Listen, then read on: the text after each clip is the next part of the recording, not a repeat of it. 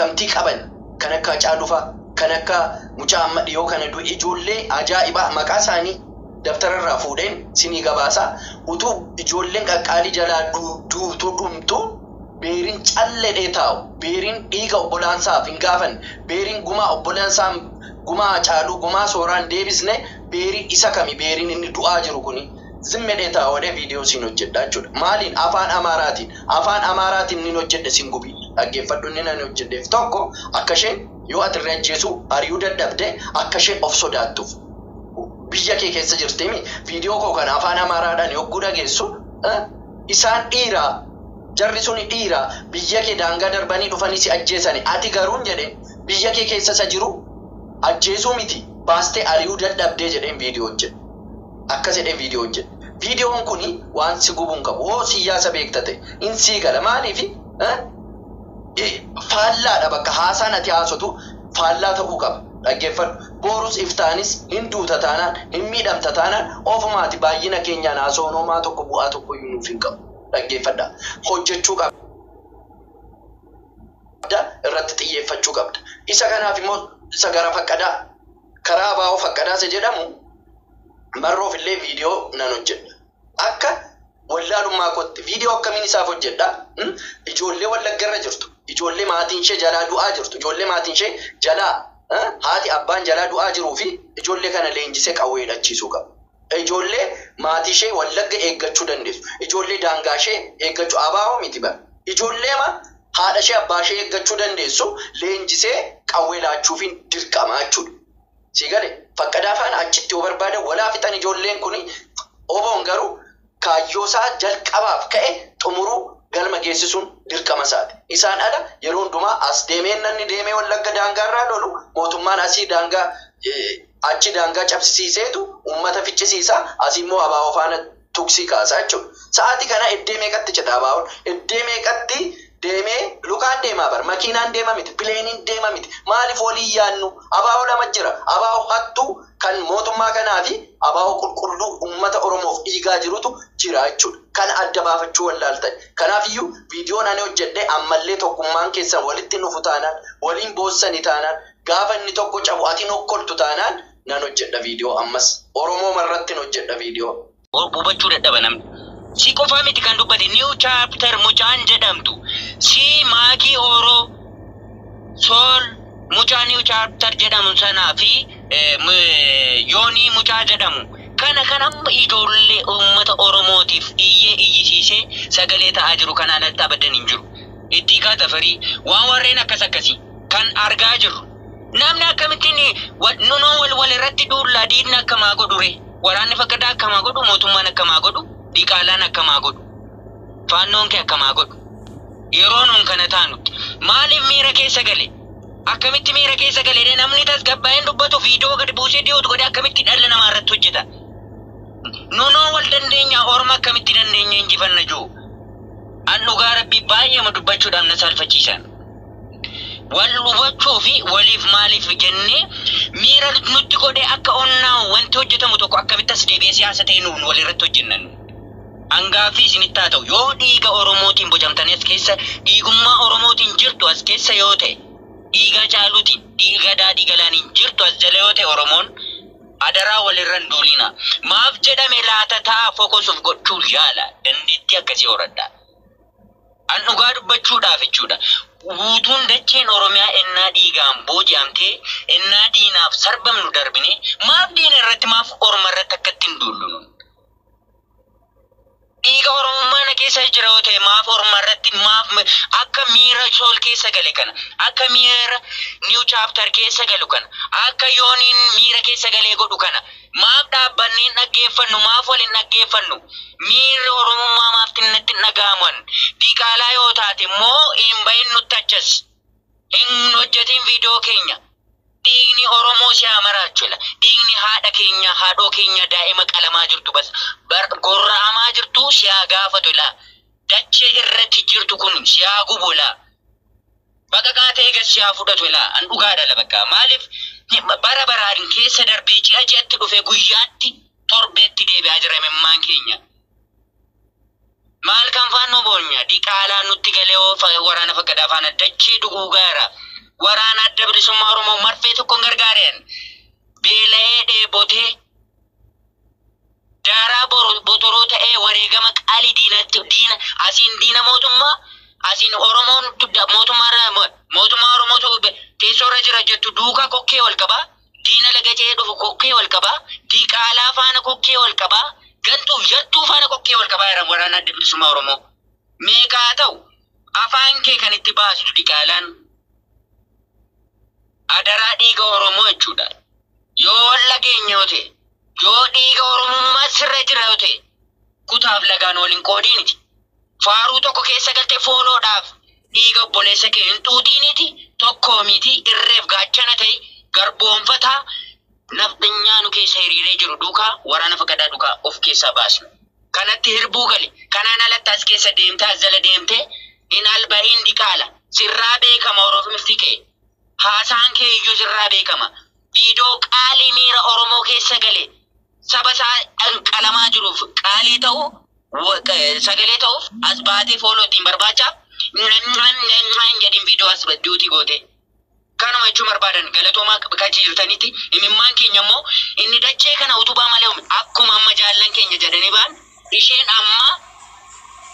amma way bilisummaa taate way garboonfata jarraa waggaa 160 way nutti deebisti. Kan harkaaf morma kan harkaaf harma nurraa kute seenaan dhageenye amma mormaa fi duguuggaa sanyii qalamuu ciibsanii gorraamuu ijaan argaa jirra. Kanuman dubbadhan galatuma. Tayyee nimoona galatoomi atillee dabareen ankoodha solan nan dubbadda. Obsee kana gashime. Solan obsee sanyii jaalmarroo jettu kana gashime nan bu'an. Solan irratti dawwalame fakkaata. Ayyee nan jiraami. Mee obsee sanyii jaalmarroo jettu kana gashime solan nan bu'a bakka waa galtuuti nan bu'a galchime mucayyoo kana obsee sanyii jaalmarroo. Solan namoonni ergaa qaban namoonni amma kana bakka uummanni jiru kanatti dhiiga Oromoo irratti sagalee qaban yoo jiraatan fakkeettotaaf diqaalota dhiibbee jala ooltu osoo hin taane kanneen Oromoo keessaa danfu as seenee ergaa isaa dabarfachuu danda'a. Jalataa isin hordofa yeroo naa kenniteef guddaa galatoomi. Galanni keenya galata bilisummaa haa ta'u awwaa jechuun danda'u. Ulfaatu qaali. Ulfaatu ijoollee jala gashina warri haasoftan jala bu'aa. Kan itti aanu eeyyoodha. Anadha solan nan dubbadha saaliya.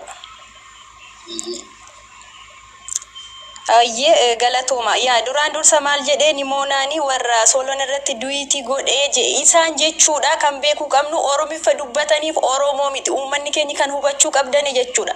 Amma immoo wanna biraatu ufeera nuti arattoota Wallaggaadha jedhanii afaan Oromootiinis ta'e afaan Amaaraatiin guruppii uummatanii TikTokii kanarratti haasahaa jiru jechuudha. Ijoolleen keenya asirratti waan hinaan wannuma afaan Amaaraatiin warra haasawan kana faana galtanii nuyi Wallaggaadha jettanii adara piliis akka hin haasofne isaan faana baatanii wanna biraa shira biraa uumaa jiru jechuudha. Kan itti aanu ani wanna biraa tokkoyyuu waan hin jiru qabu piliis adara gumaa keenya nu baasuu qabu warri achi keessa qeerroos ta'e qaamni hidhatee jiru woboos ta'e jechuudha. Karaa kamiinuu isin faana jirra piliis sini jechuudha qaama mootummaa kanadha kan nu ajjeesaa jiru jettu miti. Sanas ta'e qaama mootummaa kanas ta'e qaama hidhatee jiru waraana fiqadaas ta'e faannoos ta'e jechuudha. Sini uummatuma Amaara ofiin jettee afaan Amaaraa dubbattee achi keessa jiraattu of keessaa baasaa of keessaa dhabamsiisaa. Piliis kana bichaadha. Mootummaa sana garaa gubuu yoo barbaadani jechuudha. Uummatuma Amaaraa ofiin jettee achi keessa jirtu of keessaa baasuu qabna piliis. Maaliif jennaan ni soba faannoo sana ni jibbu abiyyi ni soba isa wal faana gurmaahaniitu uummata keenya fixaa jiru. Meerre faannoo kana yoomi shoror keessaa je'ee farra jeendi ni soba jechuudha ni soba. Abiyyi qaama faannoo jedhamu sana qaama Amaara kamiyyuu ni jaallata jechuudha. Garuu Oromoo biratti fakkeessaaf jechuudha. Oromoon akka isa jaallatu sobee faannoo jedhee nama jibbu fakkaata malee abiyyi ni jaallata faannoo sana. Faannoos ta'e Amaaras ta'e gumaa keenya deeffachuuf qaama kamiyyuu Amaara ishee taate of keessaa naannoo sana keessaas ta'e bahuu qabu jechuudha. Baasuu qabu isiniin hin jedha. Nuti isin faana jirra wanna barbaadanii giruppii keessaan walii gallee giruppii irratti haasa'uu dandeenya jechuudha. Kanuma galatooma. Ulfaatu. Eeyyoodha kan itti aanu eeyyoodha. Taaptaap godhaati. Sooliin kun Miyuutiin raaf keessa. gara beektuu malaatti daqiiqaa muraasaan namni yaada isaa ibsatee darabeedhaan utuu deebi'ee gaarii gadhee yaada. Hayyee maarree isinii nama isin dursuu beektu edheeni beektaa? Ani kan inni nama gashaa jiru akka wal dursitanitti wal ilaalaa seentu edheeni. Haasa'e hayyee. Galatoonni soolii kun. Sagaleen kee fagoo jira. Sagaleen kee fagoo jira. Sanyii kanaa sin galchuufsi. Sagaleen kun jedhanii yaadamu. Eerfoonii qabda yoo ta'e eerfoonii kee afaan keetti butadhu. Sagaleen kee fagoo jira. Lakki. Eerfooniin illee qaba akkatti naasaa jira. Maal jechuun barbaade asitti eeggadda guyyaa gaafati viidiyoo tiiktookii kootu na jalaa qubati. Tiiktookii koo kan gube immoo ijoollee Oromoodhaa jedhaa turte. Asirratti waan tokko ilaaluu barbaadani yaada tokko asirratti kaasuu barbaada. Yaadichis maalidhaa? Dhugaa dubbachuuf yoo ta'e akkuma amma jaallan keenya jechaa turanii durarraa kee dhaggeeffachaa ture akkuma jaallan keenya jechaa turanii miira wal hubachuu hin qabnu nu ammas jalatti maaliifan jechuu barbaada? Soolanii maaliif ba'ee haasa'e miirri Soolan keessa jiru maa inni kan jedhu namni hubatee hin jiru. Fakkeenyaaf viidiyooti kaleessa gadhiistee ilaaleeranii jalqabaan manumaattis dhaggeeffadheera. Waan namni viidiyooti godhellee baay'ee isaas ilaalaan ture. Asitti garuu waan tokko jechuun barbaadaani Oromoon yoomiyyuu taanaan uummati keenya miira wal dhaggeeffachuu waan qabnu natti fakkaatu. Maaliifidhaa nuti dachee bal'oo irratti dhalanne. Oromiyaan qofaa mashee biyya tokkodha. Biyya tokko biyya caaltuudha. As keessatti kan nutti galee kan nu keessa jiru baay'eetu jira. Ijoollee namni hundumtu kun Oromoo miti. Kan nu keessa jiru nama meeqatu jira? Kan nu keessa taa'ee infoormeeshinii dabarsee kan nu keessa taa'ee numaan wal nyaachisu baay'eetu jira. Kanaaf Oromoon asitti maal ta'uu qaba? Tokkoomuu akkamitti danda'a wanta jedhu hangaafan taa'ee yaadu gaafa akkuma amma jaallan keenya dubbataa turan warra nu keessa ta'anii silmii nutti ta'anii silmii kana gaafa of keessaa buqqisnee baasnee laalaa yoomiyyuu tokko ta'uu hin dandeenye. Kanaaf kan hin jechuu barbaadu gabaabaadhumatti Soolan kiyyaa tokkoof tokko akkuma sila jedhame sooshaal miidiyaa kanarratti fakkeenyaaf as jala nama 552tu jira. Nama 552 as jala taa'ee nu dhaggeeffachaa jiru keessaa nama meeqatu gaarummaa keenya yaada? Nama meeqatu arra kaleessa giddaa ayyaanaatti kan ta'e nama meeqatu gaddaa jira? Nama meeqatu immoo gammadaa jira? Yoo jenne persentiin caalu as keessaa kan gammadaa jiru jiraachuu danda'a. Kanaafi akka kiyyaatti akkuma sila jaallan keenya jedhee karaa ijoollee wargurmeessine akkamitti uummati keenya hidhachuu danda'a?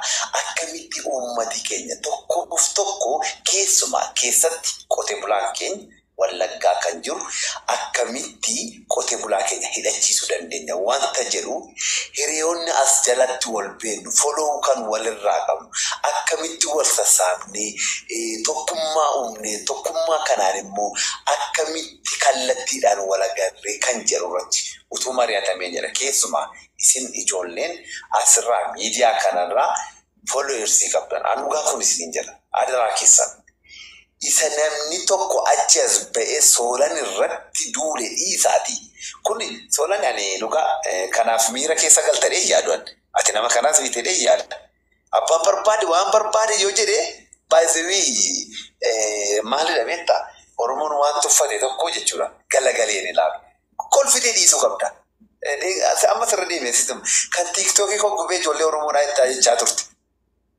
Dhugaama isaanuma sirriitti gube kan riippoortii godhe isaaniidhaa turte. Kanaan dura innaa tuffattee dhiiste bakka kanaaf tuffadhuuti dhiisi bira darbiiti tokkoof tokko akkuma kanaan dura waa'ee Oromoo irratti taasisaa turte akkuma kanaan dura waa'ee Oromoo irratti qabsaa turte adaraa keessan kallattiidhaan wal quunnamaatii uummata keenya ijaaraa waan ishee qoshaashaa akkasii keessaa ba'aatii akkamitti Oromoon tokko ta'uu danda'a akkamitti aatii hiyyeessaa mo'aa jirtu imimmaan ishee irraa haqna wanta jedhu irratti yaada isiniin jechuun barbaada. Jala seenteenye isin dhaggeeffannaa namoota gurguddaa tas jala jira Soolan yoo ilaalte namoota gurguddaa tas jala jira waan ta'eef namoota as jala jiran gashi daqiiqaa lama yoo baay'ee nama tokkoof kenni gashi isin jechuun barbaada. Thank you, my Soolan. Eebbifamaa hundi keessanii. Nama beektanii nama kana gashaa naan jedhaati nan gasha jala jalaati haasaa bu'aa amma kan itti aanu eeyudha. Nanu? Abeet mooti. Oo. Jindursitaa obseefaa taata. Anarraa dhufe miti mootiin? Okay, situ dursa taanaan ati jalqabi. Ayyee Soolan galatoomi ulfaadhu duraan dursaa Soolan ani waan tokkotti naaf hin galle beektaa? Innis maali? Nuti mannumti Wallaggaa rakkoo guddaa qabna. Dhaggeeffadhaa isinitti himaa. Warri miidiyaa fayyadamnu rakkoo guddaa qabna. Innis maali? Amma ijoolleen keenya anillee namni hin beekan takkaa ijoollee biyya Arabaa takkaa milee isaanii tuqee hin beeku. Homaa siyaasa hin beekne jaalmarroo gadi galagashanii irraa sirbaa turan yaarra. Siyaasa kun siyaasa wallaaluu isaaniiti hubannoo dhabuu isaanii tanirraan ilaalu. Asumatti kun kanumadha. Inni biraanii rakkoo guddaa nuti ijoollee uummanni Wallaggaa qabnu tokko lama deensiif himaa dhaggeeffadhu Soolan. Sima mataa keetiin jalqabe. Fakkada Abdiisaa hin beeknaa Wallagga keessatti akkanitti ilmaan Oromoo sababiinumti gattaa'ee uummanni Wallaggaa faannoon hidhattee ittiin ilmaan Oromoo Wallaggaa fixuutti bismillaa jettee jalqabde sababni Fakkada Abdiisaa ta'uu Oromoon hunduu hin beeka. Numiti gandi kutaan biraallee ni beeka tokko kana. Inni lammaffaa nuti guyyaa tokko Fakkada Abdiisaa amma fakkeenyaaf humni paawuriinsaa hin beektu. Ishee maqaan ishee dubartittii kan Ingilaandiin jirtu Misiraaq Tasfaayee guyyaa tokko anis daayispooraadha. Guyyaa tokko namoota uummata ijoollee Wallaggaa ta'e guyyaa tokko gadi ba'ee dhiibbaa irratti gaggeesse guyyaa tokko kan hin arginu. Tokko naa qabadhaa. Kan nu fixaa jiru kan inni nu ficcisiisaa jiru Fakkada Abdiisaadha. Maaf waan kanarratti gadi fageenyaan hiddi kun nurri keessa dhabamuu qaba. Uummata sana gargaarree waboo gargaarree Ela amma Fakkadaan Abdiisaa sa'achi keessaa dhabama ta'utti hammallee wareegama guddaa kaffala uummanni Oromoo karaa sadiini kan inni wareegama kaffalaa jiru. Tokko mootummaa madaqan kana sadanuu ela jara keenya uummanni keenya hin gubate abidda keessa dhaabbataa jira. Kan Fakkada Abdiisaa ijaare mootummaa kan faannoo Itoophiyaa yaagarum kuraatno ganaa waggaa 150 si cafaqee si busha kan jedhe mootummaa. Kan na cufaqaa jirus mootummaa hayyee hamma gaanii uummanni kun gaaga'ama guddaa keessa jira abidda keessa dhaabbataa jira. Kanaaf jalqaba irratti yoo dhugumaan dhiigni ilmaan Wallaggaa uummata Wallaggaa isin gaafata ta'e guyyaa tokko Fakkadaa irratti kanaa booddee akkaataatti Fakkadaan baduu qabdu Misiraaq Tasfaayee immoo seera addunyaatti akka isheen dhaabbachuu qabdu kun ola dhagaanii rooda galgala. Waliin taa'anii mari'ataa turan ijoolluma Wallaggaati waliin taa'ee mari'ataa jira gandi biraa miti gandi biraa homaa quban qabu. Fakkadaan maal akka ta'e maal akka Oromoo godhaa jiru hin beeku.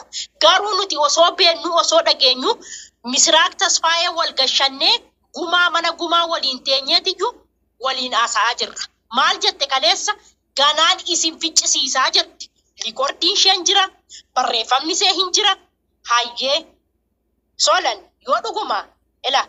Ofuma wacinee ofuma maraannee dhiisuu yoo ta'e maleessaati yoo dhugumaan quuqamni saba kanaa nu maraachaa jira ta'e lapheerraan Fakkadaan Abdiisaa kanaa booddee Fakkada Abdiisaa irratti hojjechuu waraana waboon humna barbaada yoo ta'e wallahi hanga lubbuutti bira dhaabbadhaan gargaarree achi keessaati nullee uummata hidhachiifne barbadeessuu lafa isheen dhufteen beenu nuti Amaaraa taatu Oromoo taatu hin beenu Fakkadaa kan bulguun kun ba'uu qabdi uummata keenya keessa kanarratti hojjechuu yoo dhugumaan saba sanaaf quuqamna ta'e maleessa nuti amma fakkeenyaaf mootummaa nutiin inni irratti ijaaree nu ajjeesisiisaa jira nu of keessaa balleessumaaf dadhabne hamma yoomitti gubata uummanni keenya Faqqadaa baduu qabdi kanarratti hojjechuu baanne immoo ofumaa hammallee uummanni keenya lafarraa duguu qaba. Kana naa qabadhu Soolan. Imaanaa rabbi sittaa ta'u Soolan.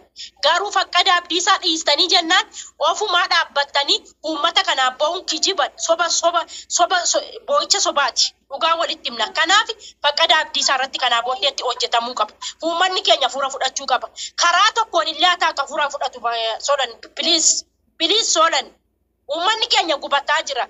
Abbaa bakka ciisu dhabee mana isaa gadhiiseeti Laqamtee keessa Finfinnee keessa qubatee jira sababii Faqqadaa Abdiisaa.